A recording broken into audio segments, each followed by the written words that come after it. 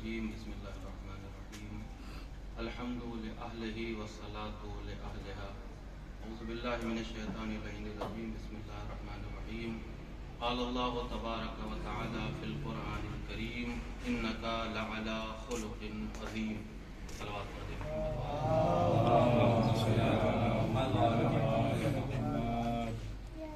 عزیزان گرامی محبان اہل بیت علیہ السلام،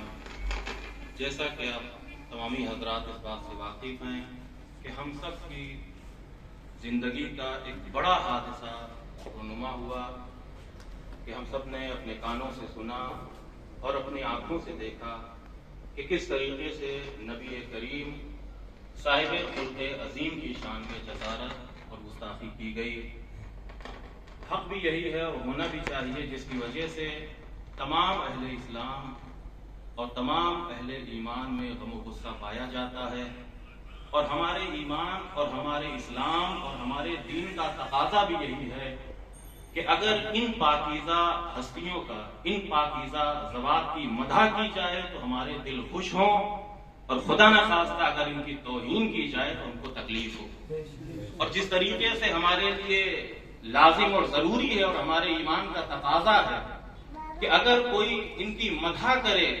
تو اس سے اظہار محبت ضروری ہے، اسی طریقے سے اگر کوئی ان کی شان میں جسارت کرے تو اس سے اعلان براءت ضروری ہے، اسے اظہار نفرت ضروری ہے۔ اور ہم اچھی طریقے سے اس بات سے واقف ہیں کہ اگر کوئی انسان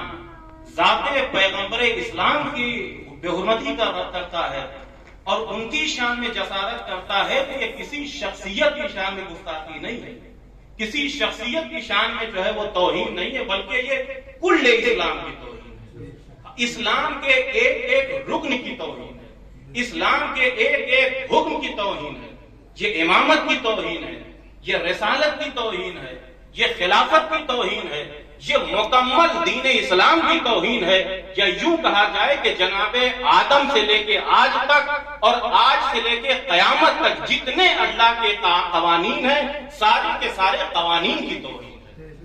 اور آپ دیکھیے کہ یہاں پہ بہرحال میں آپ حضرات کی خدمت میں ایک نقطے کی طرف اشارہ کرنا چاہتا ہوں، وہ یہ ہے کہ جس طریقے سے یہ وسیم ملعون خدا غارت کرے اسے، واقعاً بہت بڑی جسارت اس نے کیا ہے، وہ یہ کہ قرآن کی توہین کیا، قرآن مجید کی آیتوں کا انکار کیا، اور اس کے بعد پیغمبر اسلام کی شان میں اس طریقے سے گستاخی کیا کہ ایسے تو عموماً اس کے پہلے کسی کافر نے بھی جو جسارت نہیں کیا تھا۔ اور آپ دیکھیے، لیکن جب اہل بیت علیہ السلام کی بات آئی یا خود مولا علی کی بات آئی تو اس معاملے میں ابھی یہ خاموش ہے، اس نے اپنی زبان نہیں کھولی۔ تو میں سمجھتا ہوں کہ اپنے جو محبان اہل بیت ہیں، مومنین، ان کو متوجہ کرنا چاہیے کہ یہاں پہ کسی طریقے کی کوئی خطابت کی گنجائش نہیں ہے، کسی نکتے نکالنے کی جو ہے ضرورت نہیں ہے کہ نبی کی توہین کی، مولا علی کی توہین نہ کر سکا، نہیں، مولا علی کی سب سے بڑی توہین ہے رسالت کی توہین کرنا، امام حسن کی سب سے بڑی توہین ہے رسالت کی توہین کرنا، امام حسین کی سب سے بڑی توہین ہے پیغمبر اسلام کی شان میں گستاخی کرنا۔ جس طریقے سے یہاں پہ یہ جملہ جو ذرا غور کیجئے گا کہ جس طریقے سے گستاخ علی و بطول محب رسول نہیں ہو سکتا، ویسے ہی گستاخ رسول محب علی و بطول نہیں ہو سکتا، ویسے ہی گستاخ رسول محب علی و بطول نہیں ہو سکتا۔ لہذا کسی طریقے کی یہاں پہ گنجائش نہیں ہے کہ اس کے متعلق کوئی نرم پہلو رکھا جائے، بلکہ ہر ایک اعتبار سے وہ اس قابل ہے کہ اس کی مذمت کی جائے اور اس کے لیے بارگاہ خداوند میں عذاب، خداوند عالم کی بارگاہ میں عذاب علیم کی دعا کی جائے۔ اس لیے عزیزان گرامی کہ ہماری زندگی کا واقعہ یہ سب سے بڑا حادثہ ہے کہ جو شان پیغمبر اسلام میں اس طریقے کی جو ہے گستاخی کی گئی۔ اور دوسری بات، اور ایک بات اور اس کے بعد گفتگو کو تمام کرتا ہوں، وہ یہ ہے کہ یہاں پہ اس بات کی بھی کوئی گنجائش نہیں ہے کہ صاحب وہ جاہل ہے، کچھ نہیں جانتا، اور جب نہیں جانتا تو پھر اس سے امید ہی کیا کی جا سکتی ہے، یہ بھی بات غلط ہے۔ وہ اس لیے کہ ہمارے دین میں، ہمارے ہندوستان میں، ہمارے ملک میں بہت سے ایسے مسلمان ہیں کہ جو نہیں جانتے جاہل ہیں، لیکن ان کی جہالت یہ ان کو جو ہے وہ نہیں اکساتی کہ وہ شان پیغمبر اسلام میں گستاخی کرتے. جہالت اور چیز ہے، یہ گستاخی اور چیز ہے. جہالت سبب نہیں ہوتی کہ کوئی پاکیزہ ذات کی شان میں گستاخی کرے. گستاخی کرنا اس کا سبب خباثت ہوتی ہے، گستاخی کرنا اس کا سبب نجاست ہوتی ہے. ورنہ جاہل بہت سے لوگ ہیں، ان پڑھ اور بہت سے دوسرے لوگ ہیں. شان پیغمبری کو نہ جاننے والے، نہ پڑھنے والے بہت سے لوگ ہیں، لیکن ان کا نہ جاننا یہ اس بات کا تقاضا نہیں کرتا کہ وہ پیغمبر اسلام کی شان میں گستاخی کریں اور جسارت کریں. اور دوسری بات ایک جو اور وہاں پہ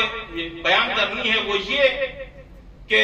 اب چونکہ جس اعتبار سے جو انسان جس کے اندر جتنی طاقت ہو، جتنی صلاحیت ہو،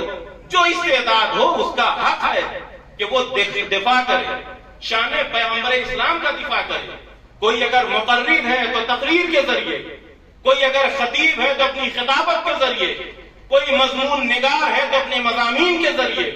کوئی اگر مصنف ہے تصنیف کے ذریعے، کوئی مؤلف ہے اپنی تالیف کے ذریعے. جو جس لائق ہے وہ اس میدان میں اپنے آپ کو ثابت کرے کہ واقعی وہ پیغمبر اسلام کا ناصر ہے، وہ پیغمبر اسلام کا مددگار ہے. اور چونکہ عزیزان گرامی ہم جس فیلڈ سے تعلق رکھنے والے، یقیناً ہمارے علماء حقیقی معنوں میں ناصران اہل بیت ہیں، لیکن اسی مسلک کے سالک ہم بھی ہیں، اسی مسیر پر چلنے والے ہم ہیں. لہذا ہمارا بھی فریضہ ہونا چاہیے، اور یقیناً ہم سب متوجہ ہیں اس چیز کی طرف کہ اگر وسیم کی طرف سے یا اس کے جیسے دیگر جو افراد ہیں تو صرف لان تان کر کے وہ دوسرے لوگوں کا کام ہے کرنا چاہیے، یہ بھی ضروری ہے. لیکن ہمارا فریضہ جہاں تک میں سمجھتا ہوں کہ اس سے آگے ہے، اس سے بڑی ذمہ داری ہماری ہے. وہ کیا ہے کہ اگر اس نے قرآن مجید کی 26 آیتوں کا انکار کیا اور یہ بتایا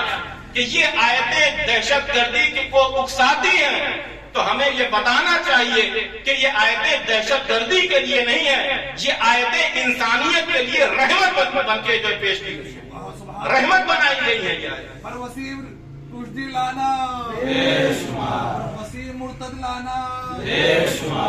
پر منکر آیت قرآنی لانا، مستاق رسول پر لانا. اور اس کے بعد یہ 26 آیتیں، چونکہ اب ایسا نہیں ہے، آپ جانتے ہیں اچھی طریقے سے کہ ان آیتوں کی تفسیر ہمیں تلاش کرنی ہو، ہمیں اپنے اعتبار سے اپنے علم کے زور پہ تفسیر کرنی پڑے. ہمیں تفسیر کرنے کی ضرورت نہیں ہے، تفسیر تلاش کرنے کی ضرورت ہے. علماء یہ کام کر چکے ہیں، خصوصاً آقائے بشیر نجفی صاحب کے دفتر کی طرف سے ان تمام 26 آیتوں کا مکمل مدلل جواب دیا گیا، جو PDF میں ہے، ہمارے پاس بھی ہے. اس کے علاوہ اس کی جو ہے کاپی بھی نکل چکی ہے ہماری سمجھ سے. اس دور میں، اس زمانے میں جو ہے وہ ہم سب کے پاس وہ ہونی چاہیے. ان میں ایک ایک آیت کے متعلق بیان کیا گیا ہے کہ اس آیت کا مقصد نزول کیا ہے، اس آیت کا معنی کیا ہے، اس آیت کا مطلب کیا ہے، اس آیت کا پیغام کیا ہے. ایک تو ان کی طرف متوجہ ہونا چاہیے. اس کے بعد بہت سے دین کے ایسے احکام ہیں کہ جس کا اس نے انکار کیا یا اس کو غلط طریقے سے جو ہے بیان کیا، تو یہ تمام دین کے جو اصول ہیں، دین کے ارکان ہیں، ان کو بھی ہمارے علماء نے بیان کیا. جو بیان کیا ہے تو ہمیں تلاش کرنے کی ضرورت ہے تاکہ ایسے اشتباہات کو دور کیا جا سکے.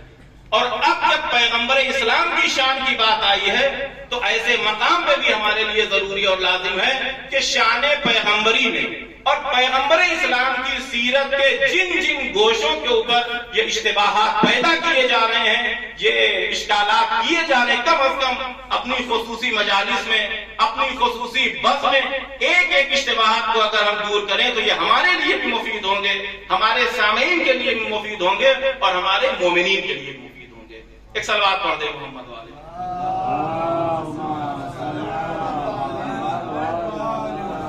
بس میں نے اپنی گفتگو کو تمام کیا. اس کے بعد علی عباس صاحب بھی اور ممکن ہے کوئی اور بھی برادران میں سے ہوں جو اپنے بیان کر سکیں کچھ بھی.